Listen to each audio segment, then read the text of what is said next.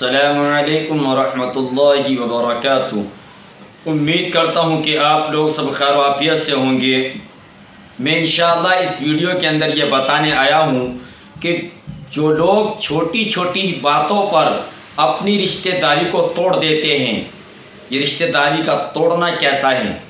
دعا کریں کہ اللہ رب العزت صحیح کہنے کی اور ہم تمام کو ان سب باتوں پر عمل کرنے کی توفیق عطا فرمائے۔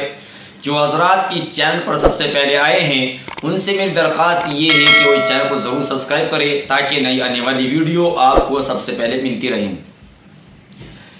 دیکھیے، بہت سارے حضرات ایسے ہیں جن کو غصہ برداشت نہیں ہوتا۔ دیکھیے، کہیں غصہ کرنا، بار بار غصہ کرنا یہ حرام ہے۔ اس سے زیادہ غصہ کرنے سے انسان کے نقصان بہت زیادہ ہوتے ہیں اور فائدے بہت کم ہوتے ہیں۔ غصہ چند منٹوں کا رہتا ہے لیکن پچھتاوا پھر ساری زندگی کا ہوتا ہے۔ اللہ کے رسول صلی اللہ علیہ وسلم نے ارشاد فرمایا کہ جو رشتے داری کو توڑے گا، رشتے ناطے توڑے گا، وہ جنت میں نہیں جائے گا۔ تو سب سے پہلی بات یہ ہے کہ اگر کسی رشتے داری سے کوئی خطا ہو بھی گئی ہے، رشتے داری سے اگر کوئی خطا ہو گئی ہے تو اس کو معاف کر دینا چاہیے، اسے صلح کر لینی چاہیے۔ صلح کرنے والا انسان اللہ کو بہت محبوب ہے، بہت پسند ہے وہ انسان۔ تو اسی لیے ہمیں سب سے پہلے کیا کرنا ہے کہ میں جو دل کے اندر گندگی لگی ہوئی ہے، ہمارے ایک دوسرے کے لیے بغض بھرا ہوا ہے، ایک دوسرے کے لیے نفرتیں بھری ہوئی ہیں، ان سب کو باہر نکال کر پھینکنا ہوگا۔ اگر ہمیں متقی پرہیزگار بننا ہے، اللہ کو اپنا محبوب بنانا ہے، اللہ کو راضی کرنا ہے، تو ہمیں یہ کام کرنا پڑے گا کہ اپنے دلوں کو صاف کرنا پڑے گا، اپنے دل کی صفائی کرنی پڑے گی، اور اس کے ساتھ ساتھ جو ہمارے منہ کے اندر ایک گوشت کا لوتھڑا ہے جسے ہم زبان کہتے ہیں، انسان ایک تو اپنے دل کو صاف کرے، دوسرے اپنی زبان کی حفاظت کرے، تو میں سمجھتا ہوں کہ انسان بڑے سے بڑا گناہ سے بچ سکتا ہے اور اللہ کا محبوب بن سکتا ہے، نبی کا محبوب بن سکتا ہے۔ لیکن اگر دل کے اندر گندگی ہے، دل کے اندر ایک دوسرے نفرتیں بھری ہوئی ہیں، ایک دوسرے کے لیے غصہ بھرا ہوا ہے، تو یقین مانیے آپ کی جتنی نمازیں ہیں، جتنی تلاوتیں ہیں، جتنے چاہے حج کر لیں، سب کا سب پہ پانی پھر جائے گا، ایسی عبادت کا کوئی فائدہ نہیں ہوگا۔ میرے بھائیوں، جب تم دلوں کو صاف کر کے عبادت کرو گے تو وہ عبادت رہے گی، اس عبادت کے اندر ایک لذت محسوس ہوگی۔ تو اسی لیے ہمیں چاہیے کہ ہم سب سے پہلے اپنے دل کی صفائی کریں۔ ہم اوپر سے اپنے آپ کو بڑا صاف ستھرا رکھتے ہیں، ہم نہاتے ہیں، منہ کو صاف کرتے ہیں، منہ کو صابن سے دھوتے ہیں اور کپڑوں کو بھی دھوتے ہیں، تاکہ ہمارا جسم، ہمارا چہرہ، ہمارے کپڑے ہم پر اچھے لگے اور چمکدار بنے، ہمارا چہرہ جو ہے وہ ایک طرح کا روشن ہو۔ ہم اس کی تو فکر کرتے ہیں، لیکن میرے بھائیوں کبھی اپنے دل کی فکر بھی کیا کرو کہ ہمارے یہ دل کی گندگی یہ کیسے دور ہوگی۔ جب انسان ایک گناہ کرتا ہے تو دل پر سیاہ دھبا لگ جاتا ہے۔ ایک دن وہ آتا ہے کہ انسان کا دل اتنا سیاہ ہو جاتا ہے کہ اس کا اچھائیوں میں پھر من نہیں لگتا، اس کو پھر برائی میں نظر آتی ہے، اس کو اچھائیوں میں اس کا من نہیں لگتا۔ اگر آپ اس کو کوئی اچھی بات سمجھاؤ گے، اس کو اچھی بات بتاؤ گے، اس کو اچھا راستہ بتاؤ گے تو اس کو برا ہی لگے گا، لیکن اگر آپ اس کو ایک برا راستہ دکھاؤ گے اس کو بڑا پسند آئے گا، کیونکہ اس کے دل کے اندر ایک گندگی بھری ہوئی ہے، ایک ناپاکی بھری ہوئی ہے، کیونکہ اس کے دل کے اندر دوسروں کی نفرتیں ہیں، دوسروں نے بغض بھر رکھا ہے انہیں۔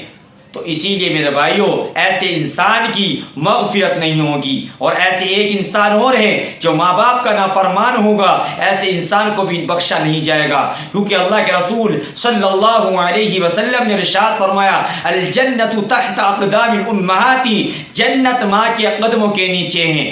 آج ہم نے اسی جنت کو ایسے برباد کر رکھا ہے کہ جیسے میں اس کی ضرورت ہی نہیں ہے۔ اللہ کے رسول صلی اللہ علیہ وسلم نے ارشاد فرمایا رضا الربی فی رضا الوالد وسخط الربی فی سخط الوالد، اللہ کی رضامندی والد کی رضامند میں ہے اور اللہ کی ناراضگی والد کی ناراضگی میں ہے۔ ایک صحابی نے پوچھا کہ اللہ کے رسول صلی اللہ علیہ وسلم مجھ پر سب سے زیادہ حق کس کا ہے؟ تو فرمایا تیری ماں کا۔ دوسری مرتبہ پوچھا کہ تم پر سب سے زیادہ حق کس کا ہے؟ کہ تیری ماں کا۔ تیسری مرتبہ پھر پوچھا کہ اللہ کے رسول صلی اللہ علیہ وسلم مجھ پر سب سے زیادہ حق کس کا ہے؟ تو فرمایا تیری ماں کا۔ چوتھی مرتبہ پوچھا کہ اللہ کے رسول صلی اللہ علیہ وسلم مجھ پر سب سے زیادہ حق کس کا؟ کہ تیرے باپ کا۔ اب آپ اندازہ لگا سکتے ہیں کہ جس کے درجے 3 ہو، جس کا درجہ 1 ہو، یعنی کہ ایک درجے والے سے اللہ رب العزت اس کے ناراض ہونے تک خود ناراض ہو رہا ہے، اگر اللہ نہ کرے ماں اگر ناراض ہے تو ساری زندگی ہم عبادت کر لیں گے تو ساری کی ساری عبادت ہماری ضائع ہو جائے گی۔ آج ہم یہ سمجھتے ہیں کہ ہماری ماں کا انتقال ہو گیا ہے، اب ہم پر ان کا کوئی حق نہیں۔ ماں باپ اللہ نے ایک ایسی نعمت بنائی، ایک ایسی چیز بنائی کہ اگر یہ دنیا سے ایک بار چلے جاتے ہیں تو آپ پوری زندگی، آپ پوری دنیا کا نظارہ کر لینا، لیکن آپ ماں باپ کا دیدار کبھی نہیں کر سکتے، ماں باپ کا چہرہ آپ کبھی نہیں دیکھ سکتے۔ اللہ نے ماں باپ ایک ایسی چیز بنائی کہ جن کا حق زندہ میں بھی ہے، جن کا حق مرنے کے بعد بھی ختم نہیں ہوتا۔ اب آپ سمجھ رہے ہوں گے کہ زندہ تو ہم ان کی خدمت کر کے ان کا حق ادا کر سکتے ہیں، لیکن مرنے کے بعد کیسے حق ادا کریں گے؟ جی ہاں، ان کے لیے مغفرت کی دعائیں کرنا، ان کی قبر کی زیارت کرنا، ان کے لیے صدقہ خیرات کرنا، ان کے لیے اچھے نیک اعمال کرنا، اللہ سے گڑ گڑا کر کے دعائیں مغفرت کرنا، یہ بھی ان کا حق ہے۔ آج ہم ماں باپ کو دفنانے کے بعد ایسے ہو جاتے ہیں کہ جیسے ہمارے ماں باپ تھے ہی اس دنیا کے اندر۔ اگر ان سے جا کر پوچھو کہ بھائی آپ کی والدہ کی قبر کہاں ہے، آپ کے والد کی قبر کہاں ہے، کہ یہیں کہیں ہوگی۔ ان کو یہی نہیں پتا کہ ہمارے والد صاحب کا انتقال کب ہوا تھا اور قبر کس جگہ ہے۔ کیوں؟ جب وہ زیارت کرتے ہی ان کی قبر کی تو پتہ کیسے چلے گا ان کو؟ تو اسی لیے میرے بھائیوں، اگر آپ کسی کے نفرت رکھو گے تو آپ کی مغفرت نہیں ہوگی، کسی کے لیے بغض رکھو گے تو آپ کی مغفرت نہیں ہوگی، اگر آپ کسی سے تعلق ختم کرو گے، رشتہ داری ختم کرو گے، رشتہ دار سے بدسلوکی کرو گے تو یاد رکھنا آپ کی مغفرت نہیں ہوگی۔ ہمیں ذری سی باتیں برداشت نہیں ہوتی، ہم غصہ سے نہ جانے کیا کیا بول جاتے ہیں اور بعد میں پھر معافی مانگتے پھرتے ہیں۔ میرے بھائیوں، بولنے سے پہلے سوچ لیا کرو کہ مجھے بولنا کیا ہے۔ معافی مانگنے سے وہ بات نہیں آتی۔ مثال کے طور پر میں اگر ایک کاپی کا کاغذ لوں اور اس کو یوں موڑ دوں اور میں اس کو اگر سیدھا کروں، وہ جیسے پہلے تھا تو اس کی کنڈیشن ایسی نہیں رہے گی، وہ یقیناً سروٹ اس کے اندر آ گئے ہیں۔ تو اسی لیے رشتہ داریوں کے اندر دراڑ آ جاتی ہے، تو اسی لیے رشتہ داری ختم نہ کریں، رشتہ داری سے تعلق جوڑے۔ اگر وہ بندہ تمہارے سے تعلق نہیں جوڑتا آپ اس کو سلام کرنا نہ چھوڑے، اگر وہ جواب نہیں دیتا آپ اس کو سلام کرتے رہیں، اگر وہ جواب نہیں دے رہا ہے تو اللہ تبارک و تعالی آپ کے سلام کا جواب فرشتوں سے دلوائے گا، لیکن آپ اس گناہ سے نکل جاؤ گے۔ اگر آپ تعلق کو جوڑنے کے اندر پہل کرو گے اور اس بندے نے نہیں جوڑا رشتہ تو آپ اس رشتے سے تو باہر آ گئے لیکن وہ پھنس جائے گا۔ تو اسی لیے میرے بھائیوں، یہ چند لمحہ کی زندگی ہے، ایک دن یہاں سے جانا ہے۔ یہ کیڑوں کا گھر، مکوڑوں کا گھر، اندھیرا کا گھر، یہ سب چھوڑ کر جانا ہے۔ میرے بھائیوں، اصل زندگی ہمیں آخرت کی تیاری کرنی ہے، اصل زندگی ہماری آخرت کی زندگی ہے۔ آج ہماری خواہش یہ ہو گئی کہ اگر آج ہم پر ایک مکان ہے تو کیسے ایک مکان سے 2 مکان ہو جائے، 2 مکان سے 4 مکان ہو جائے۔ آج ہماری اس بڑی فکر نے ہمیں بڑا پریشان کر رکھا ہے کہ آج ہماری ایک دکان بنی، کیسے دوسری ہو جائے، کیسے تیسری ہو جائے، کیسے چوتھی ہو جائے۔ ہم پر بس یہی فکر طاری رہتی ہے ہمارے اوپر۔ کبھی ہم یہ نہیں سمجھتے، کبھی ہم یہ نہیں سوچتے کہ ہم اللہ کو کیسے راضی کریں گے۔ ہم نے آج قرآن کریم کا کتنا پارہ پڑھا ہے، آج ہم نے قرآن کریم کتنی تلاوت کری ہے، آج ہم نے کتنے نوافل پڑھے ہیں، آج ہماری کتنی نمازیں قضا ہو گئی، اس کی کوئی پرواہ نہیں ہے۔ ہم دنیا کے اندر جی تو رہے ہیں لیکن اس طریقے سے زندگی گزار رہے ہیں جیسے کہ ہمیں مرنا ہی نہیں، ہمیں اس دنیا کے اندر ہمیشہ رہنا ہے۔ ایسا نہیں ہے میرے بھائی، یہ شیطانی دھوکہ ہے، یہ شیطانی ایک وسوسہ ہے، اس سے ہمیں نکلنا ہوگا، ہمیں اللہ کو منانا ہوگا۔ تو اسی لیے میں نے چند باتیں آپ کو بتائی ہیں کہ رشتہ توڑنے والا جنت میں نہیں جائے گا، بغض رکھنے والا، غیبتیں کرنے والا اور ماں باپ کا نافرمان اور شراب پینے والا زنا کرنے والا، یہ بڑے بڑے تمام تر گناہ ہیں، ہم ان کو گناہ نہیں سمجھتے۔ آج ہم لاپرواہی کرتے ہیں اور گناہ کر بھی لیتے ہیں اور گناہ کو گناہ نہیں سمجھتے۔ تو میرے بھائیو، یہ ایمان کی سب سے بڑی کمزوری ہے۔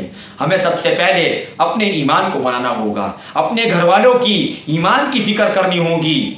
اگر ہم نے اپنی ایمان کی فکر، اپنے گھر والوں کی ایمان کی فکر نہیں کری، اپنی بہن بھائی کی ایمان کی فکر نہیں کری، اپنے ماں باپ، اپنے بیٹے، اپنے بچوں کی اگر ہم نے اپنے ایمان کی فکر نہیں کری، تو میرے بھائیوں پھر وہ دن دور نہیں ہے کہ موت کا ایک دن سامنا کرنا پڑے گا۔ ہمارا ایک ایک دن موت کے قریب جا رہا ہے، ایک ایک سیکنڈ موت کے قریب جا رہا ہے۔ ایسا اس دنیا کے اندر کوئی انسان نہیں آیا کہ جو اس دنیا کے اندر آیا مرا نہیں۔ بڑے سے بڑے نبی آئے، بڑے سے بڑا انسان آیا، بڑے سے بڑا بادشاہ آیا، بڑے سے بڑا انسان آیا، ہر ایک کو موت کا مزہ چکھنا ہے۔ اللہ نے قرآن کریم میں فرمایا کل نفس ذائقۃ الموت، کہ ہر نفس کو، ہر جاندار کو موت کا ذائقہ چکھنا ہے۔ تو میرے بھائی، عقل مند شخص آدمی وہ نہیں ہے جو ایک مکان سے 2 مکان بنائے، 3 دکانیں سے 4 دکانیں کرے۔ عقل مند شخص آدمی وہ ہے جو مرنے سے پہلے مرنے کی تیاری کرے۔ تو میرے بھائیوں، اگر ہم عبادت کر رہے ہیں، اللہ سے دعا کریں کہ اللہ رب العزت ان تمام بڑے بڑے گناہوں سے ہم سب کی حفاظت فرمائیں، اور ہم پکا ارادہ کریں کہ ہم کبھی رشتہ داری نہیں توڑیں گے، ہم پکا ارادہ کریں کہ ہم کبھی شراب نہیں پئیں گے، ہم پکا ارادہ کریں ہم کبھی زنا نہیں کریں گے، ہم پکا ارادہ کریں کبھی کسی کو دھوکہ نہیں دیں گے، ہم پکا ارادہ کریں کہ کبھی کسی رشتہ داری نہیں توڑیں گے، رشتہ ناتا جوڑ کر چلیں گے۔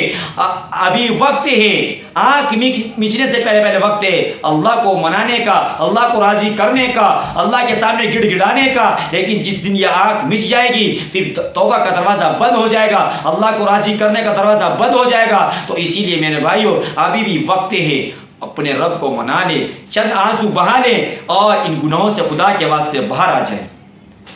شراب اگر شرابی ہے تو وہ توبہ کریں کہ یا اللہ میں آئندہ نہیں پیوں گا، اللہ کے سامنے 2 آنسو بہا لے۔ یہ اللہ کو 2 آنسو اتنے محبوب ہوں گے کہ آپ کا قطرہ زمین پہ گرنے سے پہلے آپ کی مغفرت کر دی جائے گی، آپ کے گناہوں کو مٹا دیا جائے گا، اور آپ ایسے پاک و صاف ہو جائیں گے جیسے آپ نے گناہ کیے ہی نہیں۔ امید ہے کہ آپ کو یہ تمام تر باتیں سمجھ میں آ گئی ہوں گی۔ دعا کرتا ہوں کہ اللہ رب العزت ہمیں نیک عمل کرنے کی توفیق عطا فرمائے۔ تو ملتے ہیں نیکسٹ ویڈیو سے، تاکہ مجھے اب اجازت۔ السلام علیکم ورحمۃ اللہ وبرکاتہ۔